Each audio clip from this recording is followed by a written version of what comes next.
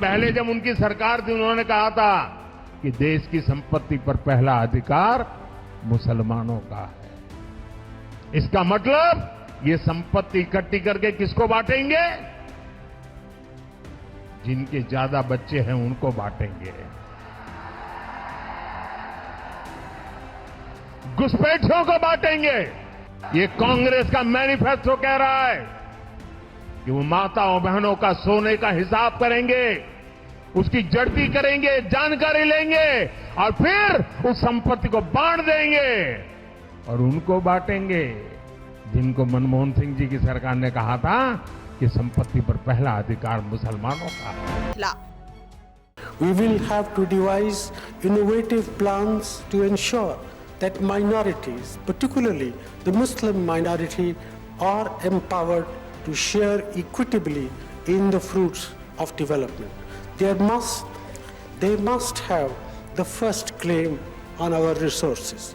The Center has admired other responsibilities whose demands will have to be fitted within the overall availability of resources. We will have to devise Manmohan innovative सेतबेला plans मंतव्य को to नहीं ensure Modi एवं भाषण देवा परे बड़ विवाद सृष्टि। 1.5 minute का भाषण। कांग्रेस आपकी संपत्ति छीनकर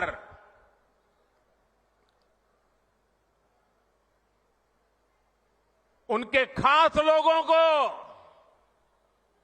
बांटने की गहरी साजिश रचकर बैठी है।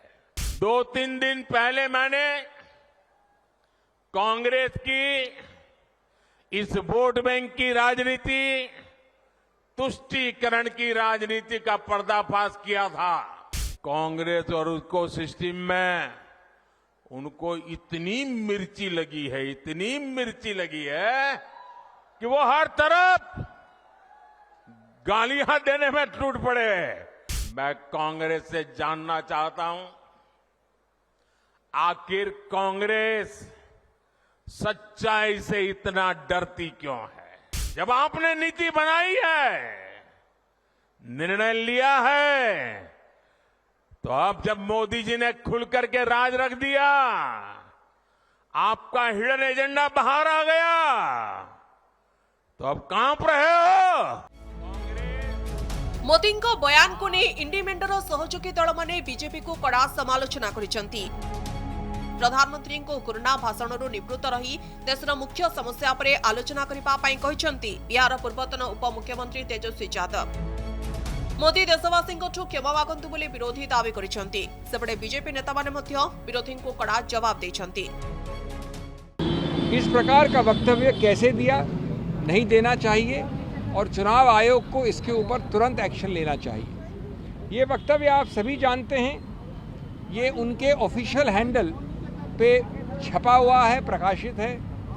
ये कल परसों कैंपेन के दौरान राजस्थान में कहा गया।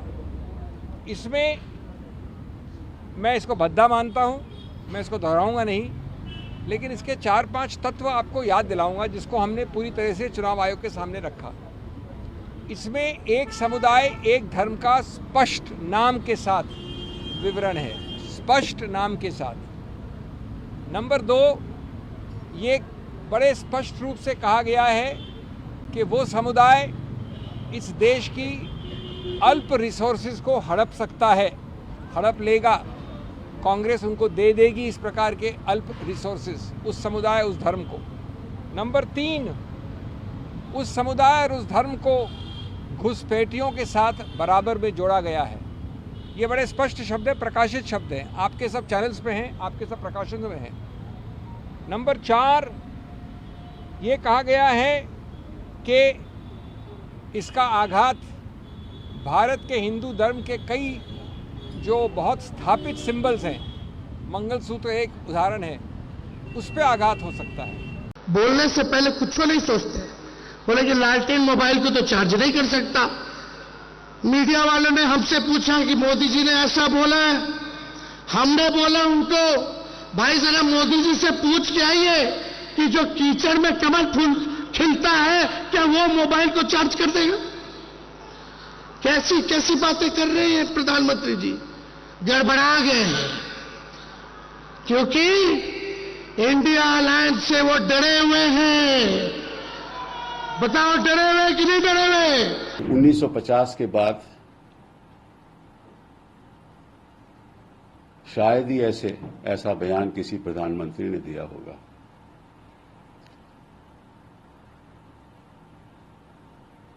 जो इशारा करता है कि हमारे जो अल्पसंख्यक यहां तब से रह रहे हैं वो घुसपैठिए हैं। ये किस किस्म की राजनीति है और किस किस्म की संस्कृति है?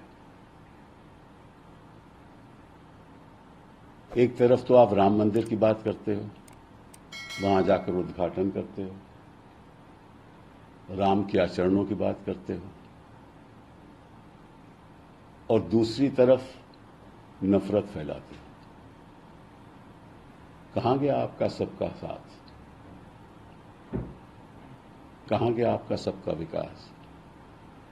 और कहां गया आपका सबका विश्वास? निर्वाचन ऋतुरे राजनीतिक बयानबाजी बढ़ी चली। बीजेपी सबुठ बड़ प्रचारक मोदी माराथन प्रचार करुछंती। कांग्रेस और विरोधी को कड़ा समालोचना करुछंती। सेबडे विरोधी मध्य मोदी सरकार को विभिन्न प्रसंग में प्रश्न पचारि उत्तर मागुछंती। ब्यूरो रिपोर्ट, कनक न्यूज।